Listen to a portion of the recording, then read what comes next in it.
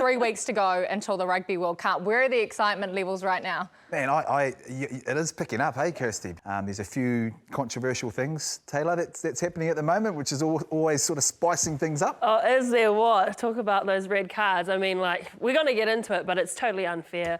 But hey, I'm looking forward to the World Cup, particularly seeing those Pacific teams coming through with, you know, some of the All Blacks and Wallabies making the switch. So I think everyone's getting excited for the World Cup. Well, let's talk about those big decisions. There have been 3 red cards, 3 big red cards in the last couple of weekends. Owen Farrell went to the Judiciary, led off and free to play the Rugby World Cup. World Rugby, though, have appealed that decision. George Moala, he was banned for 10 weeks. That has been brought down to 5 weeks. So his Rugby World Cup is all but over for Tonga.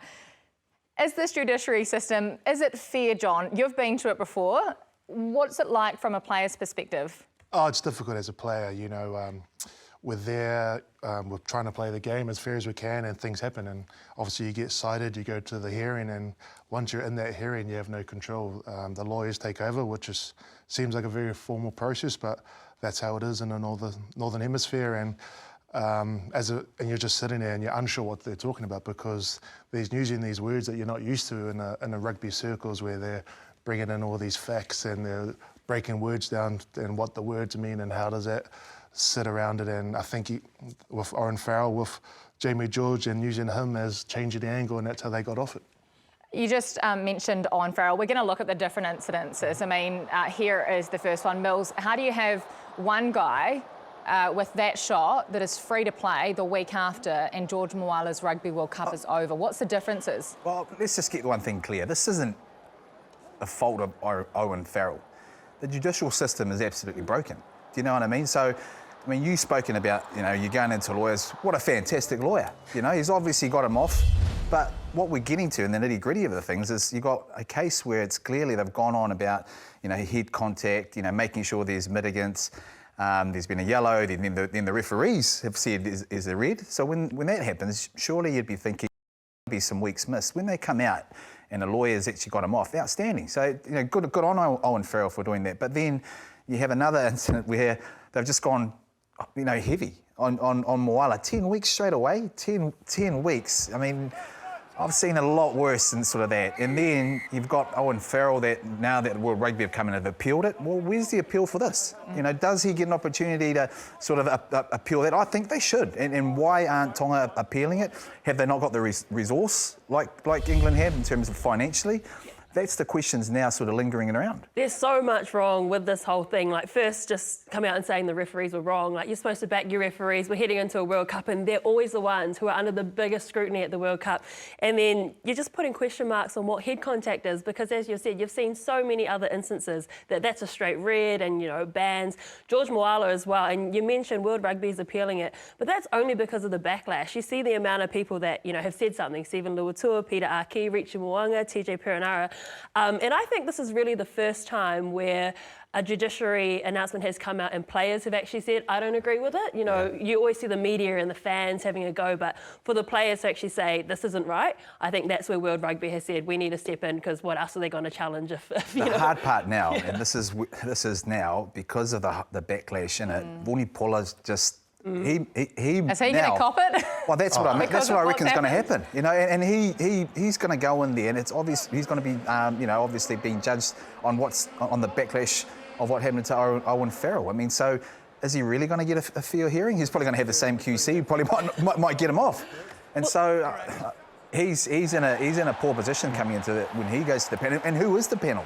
Because my understanding is there's just various sort of panels in terms of there's no real one judicial system. You know, it's based on, you know, if it's a northern hemisphere, then it's southern hemisphere that do it, and vice versa. When you're in another competition, SANZA jump in. So where's the system? What system are we actually using in terms of the judicial? And that's perhaps why we're getting so many inconsistencies. What do you think of the incident we've just seen with Billy, and what impact would it have for England if he is to miss some games of the Rugby World Cup, and if World Rugby does overturn the decision and Owen Farrell's gone for a few weeks as well? Yes. 2 massive players. 2 big players. You know, Billy's great for them, ball carry, he attracts a lot of defenders. And if he's gone, you know, the replacements, they're a little bit different. They're kick chase, they're over the ball, they're in the channel, so... And then if Owen's gone, then it goes to Ford, who he's to play a similar game. Matthew a bit more attacking shape, but I think when you mentioned about players speaking out, it's the frustration because that could be me, that could be someone else.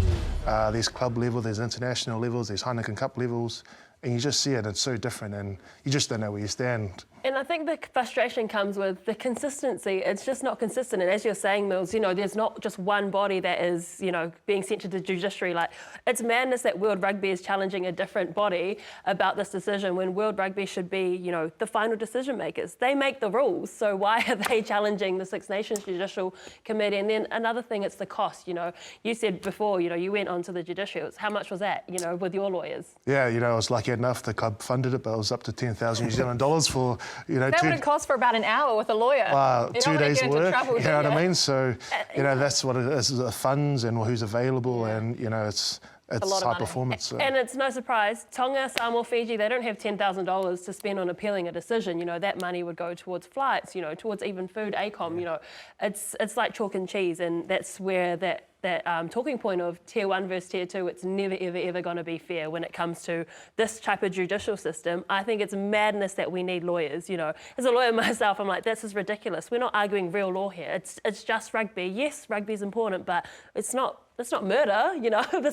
Why do we need lawyers? We should have a different form of process here. Well, there's no doubt this has been an absolute circus all week, and the head coach of England has weighed in on it, Steve Borthwick. The preparation for such a great test match has been overshadowed, not by the tackle, but the process that's then followed. We thought it had been concluded on Tuesday, and unfortunately now it hasn't been. I think it's also been the messaging and the furore around it that's moved off rugby and moved on to questions around Owen's character. That's the thing I think that's really overshadowed the build-up to it, which is disappointing because we want to be here talking about rugby. When you're talking about somebody's son and you're asking them the question, he's always going to be flawed there. So what I probably would say at this moment in time, that the circus that's gone in and around all of this is absolutely disgusting.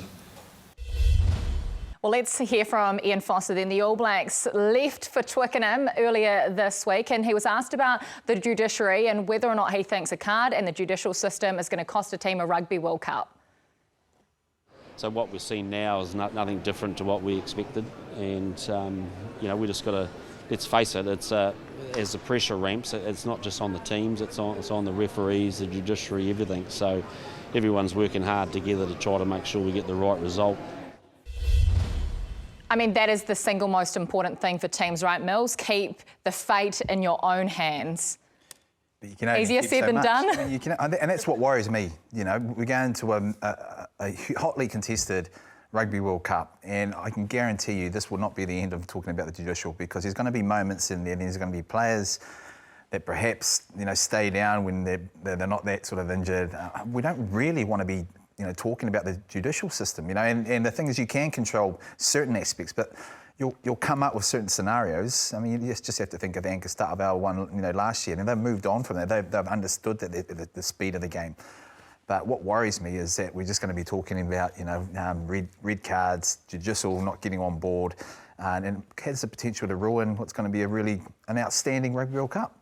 Yeah, the difficult thing too as well, and it's been spoken about at every single World Cup, is the difference of refereeing in the Northern Hemisphere and the Southern Hemisphere, so it's only going to be amplified by this. But I agree with you know, Ian Foster, it is kind of in our hands, regardless of what team you're in, but at the same time you go back to, but it's also in your hands with what lawyers you can afford in this judiciary system. So we could see two exactly the same instances, but it depends on who's got the better lawyer, and I'd hate for a World Cup game to be decided on that. Do you think it has a bearing on guys' decision-making out there? You know, is it going to make them hesitate? You know, this is a game that you want to actually hit bodies and get confrontational. Is it now up to guys to go, actually, man, I want to be a passive tackler now just in case? I think it is. I think the game's changing with obviously the tackle height. People are worried about head highs because straight away, red cards, you're down. And, you know, it's a Rugby World Cup. We want to see them play. We want to see them give everything. But I think you don't want the players to go out and be worried about stuff like that, play freely. And if something happens, well, then they can trust the system because they're going to be fair. But at the moment, I don't think that's there, and so now they're going to be worried. Should I make that tackle? Should I jump for that high ball? And what am I going to stay on the ground? So it's going to be difficult for players out there and just trying to play that best game.